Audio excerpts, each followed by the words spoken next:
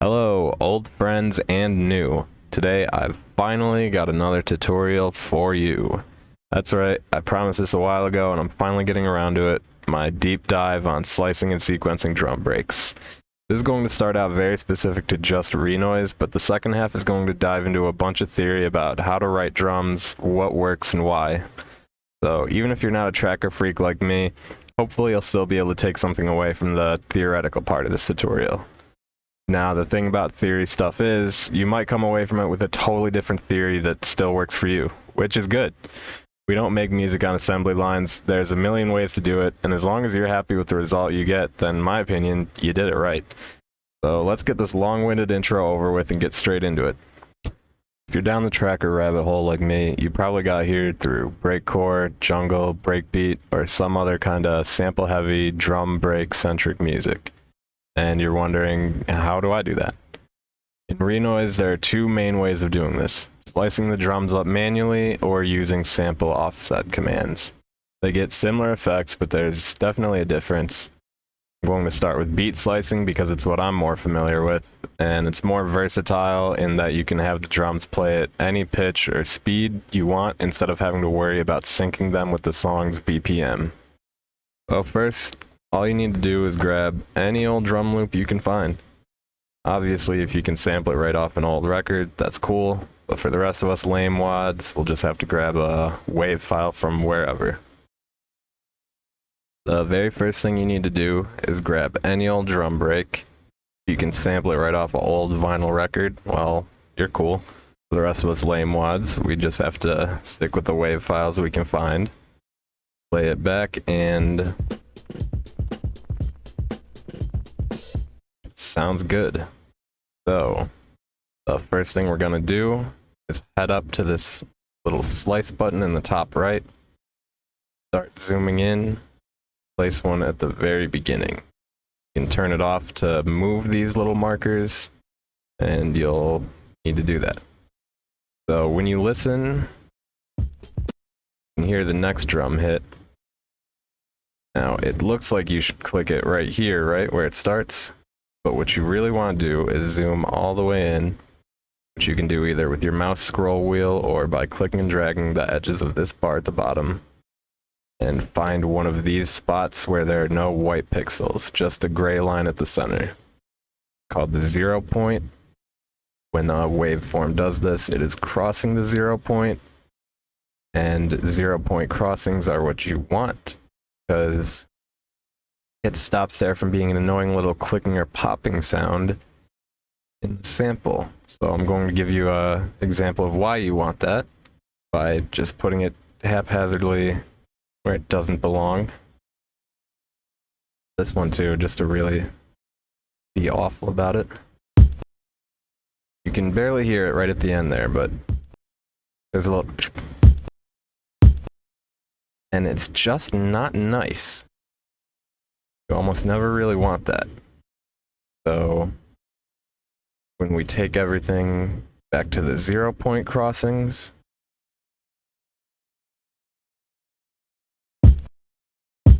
perfect.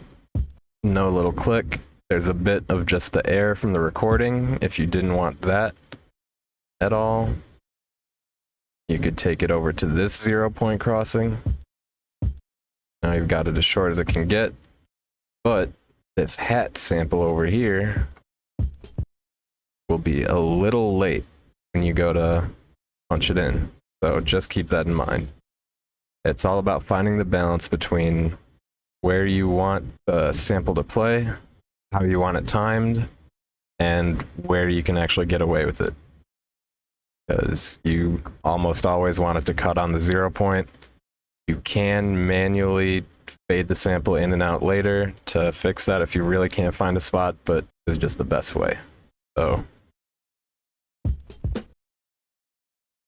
you can see every time there's a new wave, we just sort of head over to where we can find a 0 point and punch in a new slice marker. Scroll in, click, scroll out. Oh, it's going to get kind of annoying listening to the whole sample every single time you want to hear our progress in it.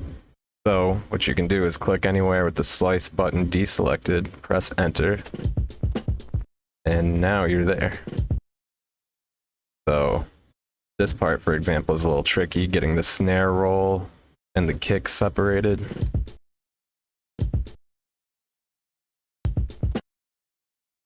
But we found it. So just continue on like this till you're done with the sample, or at the very least you've taken as much as you want from it. Now, when you're new to this, you're going to want to be listening pretty much every time, checking your work.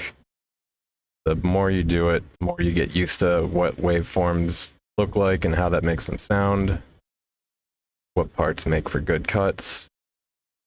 I can only do it this fast because I've been doing it for, I don't want to think about how many years.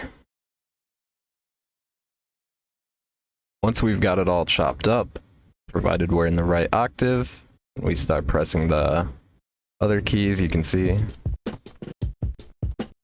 Now it's all working. If for some reason that doesn't happen, no problem. Just click over here into key zones and either press this drum kit button from wherever you want to start. I usually keep it at C3, or just press Control D, does the same thing. So once we've got that all taken care of, we can head over to the Edit tab and start messing around with it.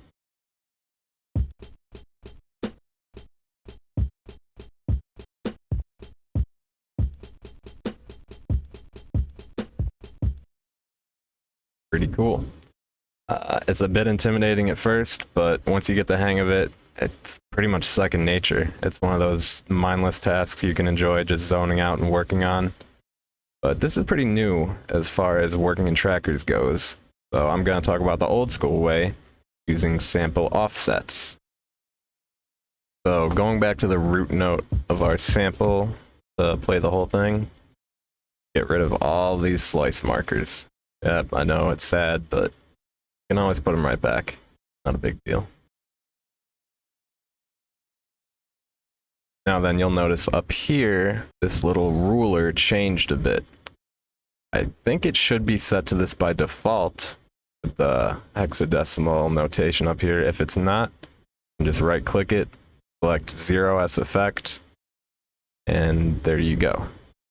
These numbers represent an offset in the sample, the position of the sample to start playing it from. So, first thing we need to make this actually work is to beat sync our sample to the song's BPM. So, this is a 2-bar long drum sample. We are working at 4 lines per B right now. 1 bar is 16 lines. So 2 bars is 32 lines. You can either click this or click the T. I like to do both.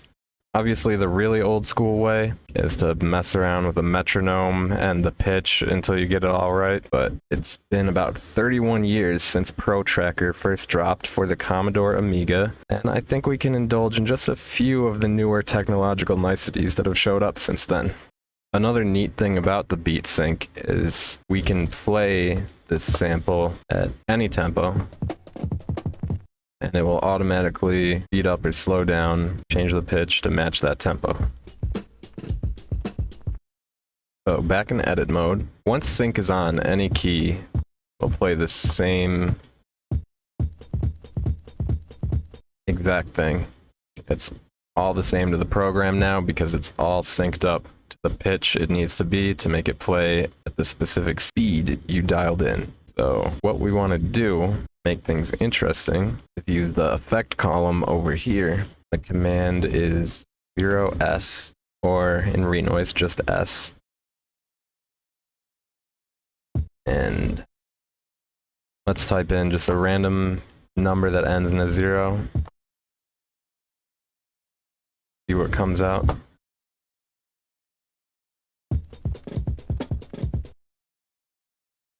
As you can see, that is not the original sample we started with. Now, we look at it in the sampler while it's playing. You can see it jump around a little bit as it jumps to those sample offsets. So now let's weigh the pros and cons of both different options. I'm partial to slicing myself because it feels like I have more control when I'm doing it.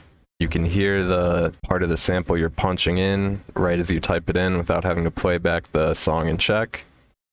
It's pretty cool. You can have the break at any pitch you want.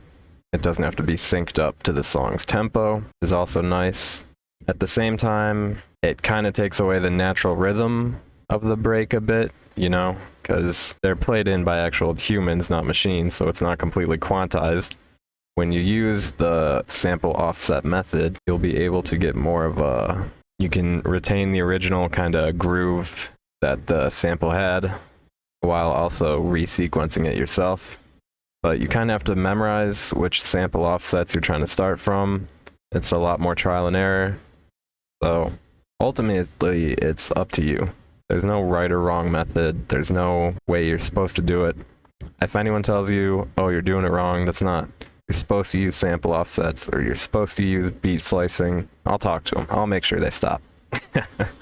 But now, what if I told you that during the making of this tutorial, I accidentally sort of discovered a third way that combines the strengths of both methods? Because that might have happened.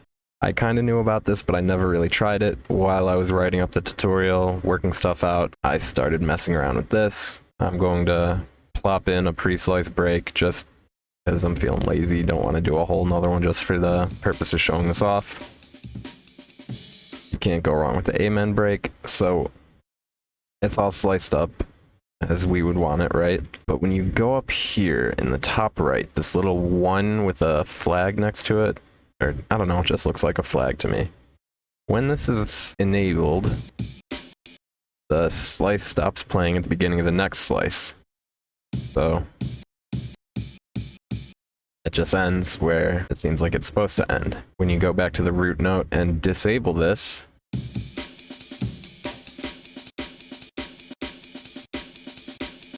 see what happens? Now it keeps playing the sample until the end, or another sample is triggered, or you insert a note off.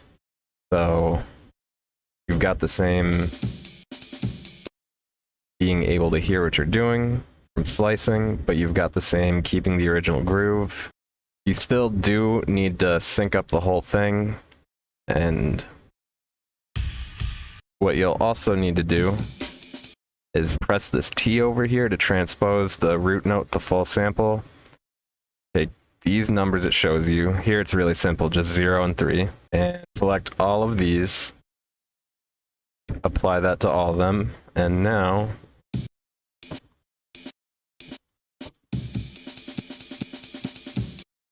so this sample's not chopped up like perfectly, and it's easier to notice stuff like this when it's slow, but we speed it up. Now we have to redo the syncing process, so as you can see, because beat sync is on, it automatically did it, but we need to transpose. Now it says 3, 116. Let's punch that in on all of these. 3, 116. Play back what we wrote again. So, yeah, I mean, you still have to sync it up, but yeah. Now that we've got most of the concrete stuff out of the way, it's time to dive into what a lot of people have asked about, is how to write drum parts in general. Not the technical aspect, but the theory behind writing a good rhythm section. Music theory can tell you so much about chords and harmony. You know, everything's got a name and a number and a function and an explanation, but there's so much less out there on what makes a good drum loop actually work. I certainly haven't been able to find too much on it myself, so I'm kind of flying by the seat of my pants here. I'm going to try to start with the most basic elements of rhythm and work my way up from there as far as I can go before it all gets too nebulous and drives me insane and I disappear into the woods. Like my last big tutorial, I'm going to assume you know some basic stuff like what a note is, but I'm going to try not to go too wild with it. So the canvas, the paper, whatever you need to start drawing any rhythm in the entire world is the time signature. This determines how any single bar or measure of music is divvied up. Most of us here in the Occident tend to take 4/4 as the default, 4/4 time. The 4 on top representing how many beats, and the 4 on bottom representing what kind of note makes up a beat. So 4/4 means that one measure is made up of 4 quarter notes. Now, of course, you're probably thinking, well, that's great, but we're looking at a tracker here, not sheet music. But the conversion is pretty easy to do. When I have my lines per beat up here set to 4, if I set my pattern length over here to 16, then what I have is one measure of 4/4 time. Any matching powers of 2 are functionally the same thing. You could also call this a bar of 1/1, one beat of one whole note. You could call this a measure of 8/8. It could be 32/32. Do whatever you want.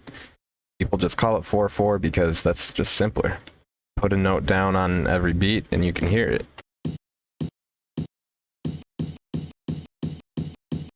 1, 2, 3, 4, 1, 2, 3, 4. However, in spite of iHeartMedia's best efforts, 4/4 is not the only time signature in the world. If I lower my pattern length to 12, I now have a bar of 3/4. If I raise it to 20, I have a bar of 5/4. If I were to drop it down to 14, I now have a bar of 7/8. And hey, why is the denominator changed there? Well, since there isn't a whole number of quarter notes anymore, we have to divvy up the time by the next largest measure. So now we have 7/8 notes. Let's put something different on this sound so we can tell.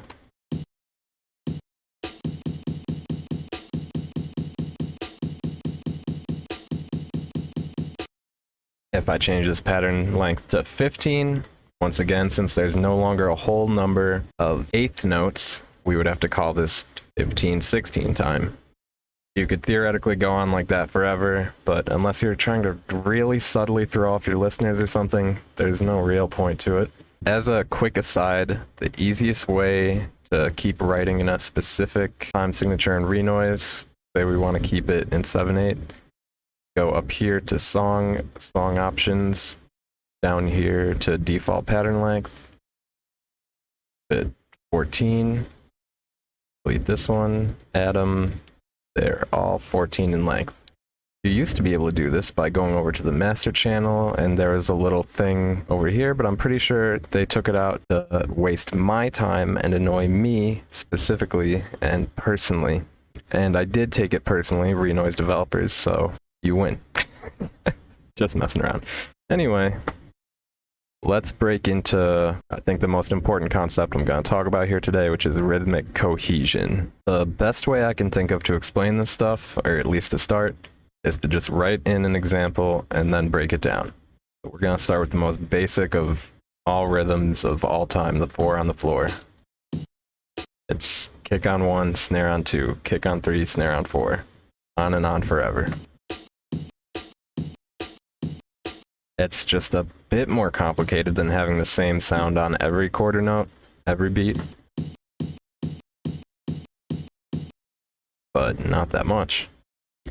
In a 4 on the floor rhythm, we can consider the kick the downbeat and the snare the upbeat.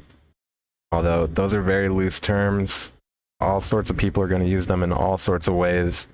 I'm going to try to keep it organized in this tutorial is that downbeats are 1 and 3, upbeats are 2 and 4, offbeats are anything in between those. But say in halftime, then the downbeat would just be 1 and the upbeat would just be 3. So keep that in mind. Basically, dividing something into 2 equal parts, you'll get a downbeat and an upbeat. And of course, there's ways to spice up a pattern like this with other percussion elements, hi-hats, shakers, all that good stuff. But for now, we just want to focus on rhythms that are just the kick and the snare to get a feel for basic rhythmic cohesion. So the idea behind this whole concept is that the more frequently an element of rhythm repeats, the more coherent the rhythm is. By the time you've heard kick, snare just a couple times, it's not going to throw you off at all. Now, if we take a rhythm like this,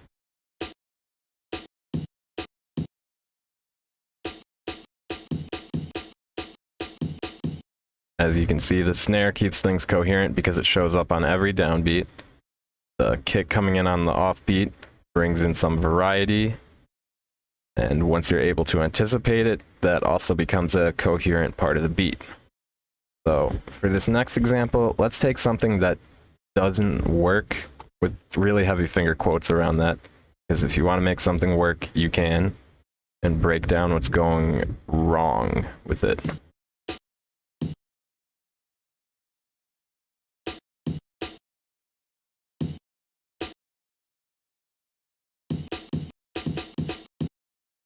So the first time you hear that, it sounds wonky, it's hard to follow. If you play it more,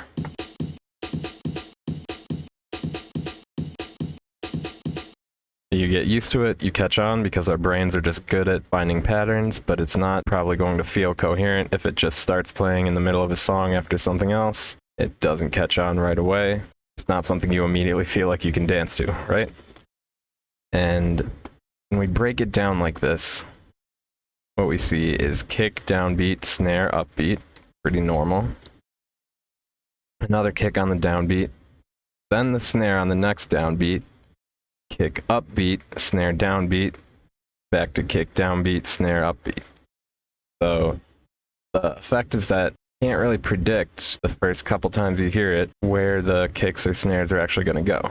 There's no one element that's always taking up a certain spot until you've heard it repeat long enough. Then you know what's going on. Before that, you know, it's like, where are you going with this? But repetition legitimizes in rhythm more than anywhere else.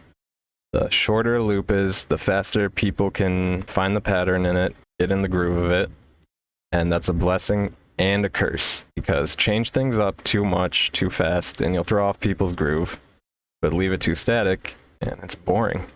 So what do we do about that? Here's where the rest of the entire drum break comes in. All the hi-hats and shakers and stuff, all the other samples you've got, everything besides the kick and snare. Even if we make the most simple 4-to-the-floor pattern, as you can see, I've made it 32 lines long now, so it's 2 bars. And what I'm going to do is the classic, just jungle sound, I guess, of using the hi-hats and the snare ghost notes from the amen break, like so.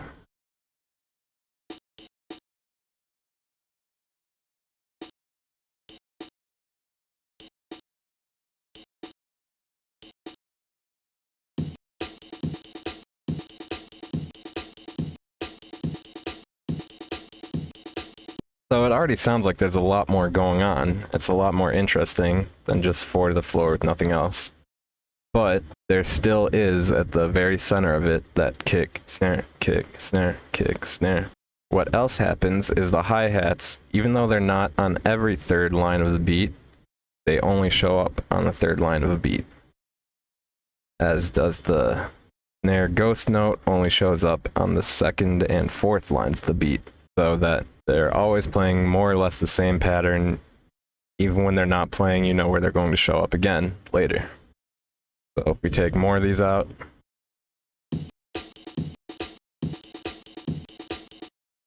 you still know what's going on because there's still the kick, snare, and you still stay interested because there's more elements in motion.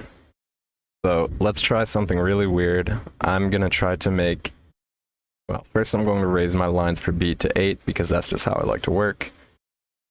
I'm going to set my pattern length to 56. 56 divided by 8 is 7. And that means I'll be writing a bar in, you could consider it 7/4 time or 7/8. Depends whether you want to call it a quarter note or an eighth note. Again, since we're using a tracker and not sheet music, it's kind of up to you. But I'm just going to write in a coherent beat and try to break it down why it works. Maybe I'll mess up, put in an incoherent beat, and then I'll break down why it doesn't seem to work.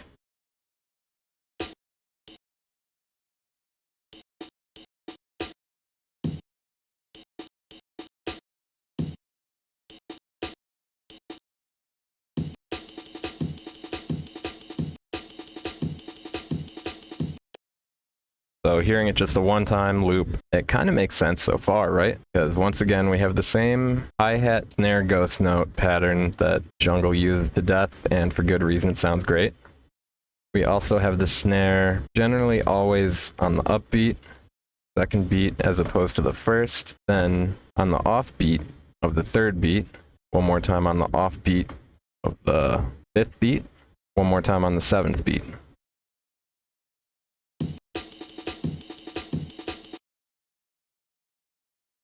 The kick only comes in on 1, 4, and 6, which seems like it should throw you off, and it will sort of throw you off just naturally because it's in an odd meter time, but it doesn't feel empty there because the snare is doing a little extra work to fill in the spaces where the kick would be in a more traditional 4-to-the-floor kind of pattern. Let's clear that all out and try another one. Let's change it down to 40. 40 divided by 8 is 5. That's a measure of 5/4, 5/8, 5 time, whatever you want to call it. And let's break away from my usual a little bit and use a different break. Another one of everyone's favorites. Think About It. And just punch something in.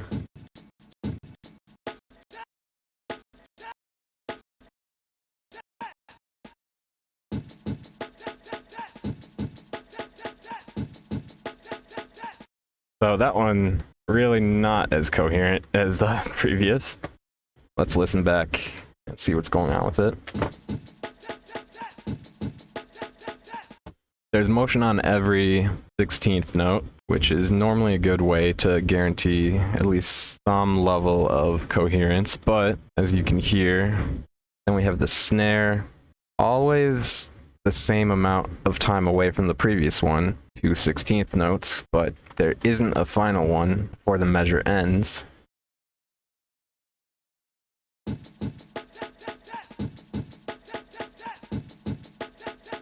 If we change just that one part so that there is a final one before the measure ends.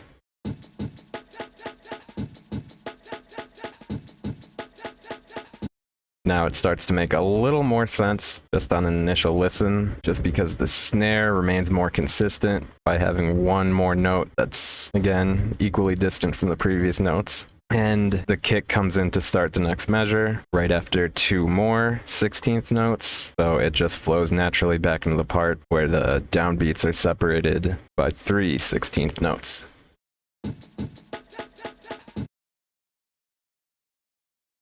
Now, the thing is, a lot of this is hot air. I'm not going to lie to you. I'm trying to figure out how to explain in commonly understood language what I've sort of just developed a feel for.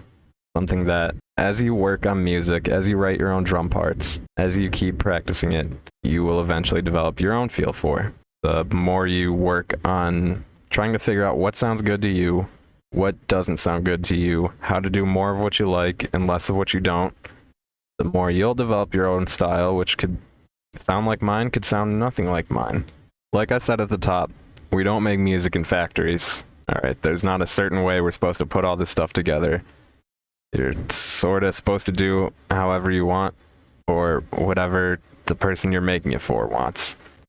I know it's kind of frustrating that I have to leave it on the note talking about just feel because that's so abstract, but I think on that end I can actually point you to someone much smarter than me, a lot better drummer than me, a lot better drummer than most people, John Carell from the Number 12 Looks Like You.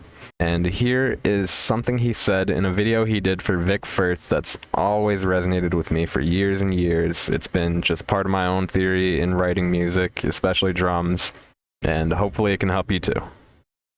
While we are conceptual and very physical human beings, we are also philosophical and spiritual people.